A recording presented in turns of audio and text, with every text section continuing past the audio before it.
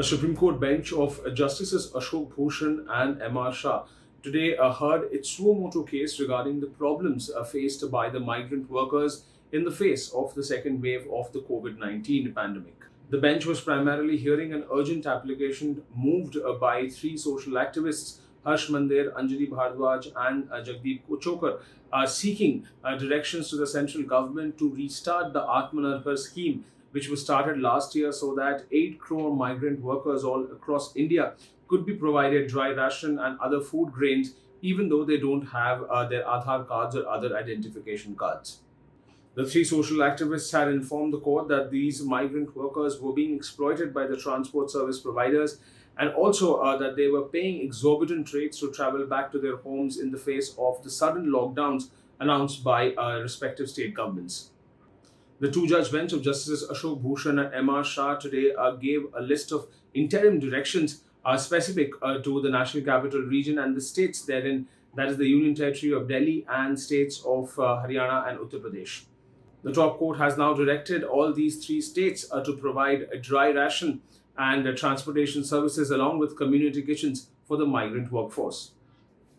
The three directions are: dry ration be provided to migrant workers in the National Capital Region under Atmanirbhar Bharat scheme or any other scheme provided by the centre, NCT of Delhi, State of UP and State of Haryana, using the PDS prevalent in each state with effect from May 2021.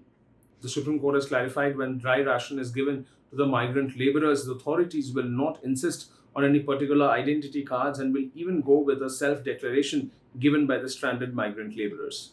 The NCT of Delhi, State of UP and State of Haryana shall ensure that adequate transport is provided to stranded migrant labourers.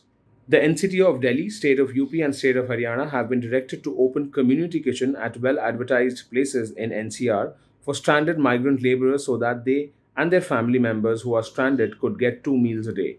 Furthermore, the Union Territory of Delhi and the state of Uttar Pradesh and Haryana have also been directed to file a reply in the Supreme Court suggesting measures as to how the miseries faced by the migrant labourers could be reduced. A similar affidavit has been directed to be filed from the central government as well.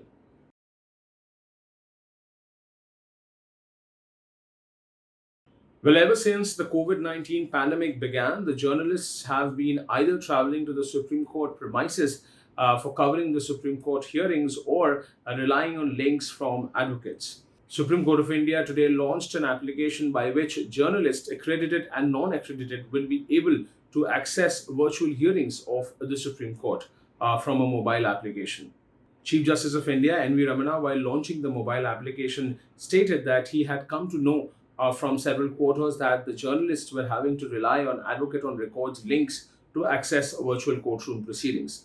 Justice Chandrachud, who is recovering from COVID-19, was also present in the inaugural event, wherein he stated that after he mooted the idea of having a virtual platform for journalists also to access the courtroom proceedings, it was the Chief Justice who responded within a time of 3 days and that the entire process was put into motion.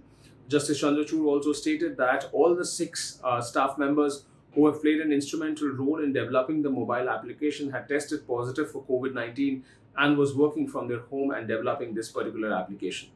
While Justice Hemant Gupta added a caveat that the press should utilize the services in a bona fide manner, Justice A.M. Khanwilkar, on the other hand, suggested that this particular feature of mobile application for journalists accessing courtroom proceedings could become a permanent norm too, depending on the operational issues faced by the top court.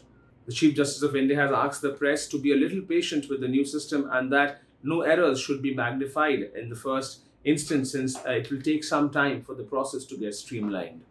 Chief Justice of India, N.V. Ramana, stated that he was also a journalist at the initial start of his career and that at that point of time there were no bikes or cars for a journalist and that they were told to use limited resources of the company and that he was well acquainted with the difficulties that journalists have to encounter to cover such proceedings.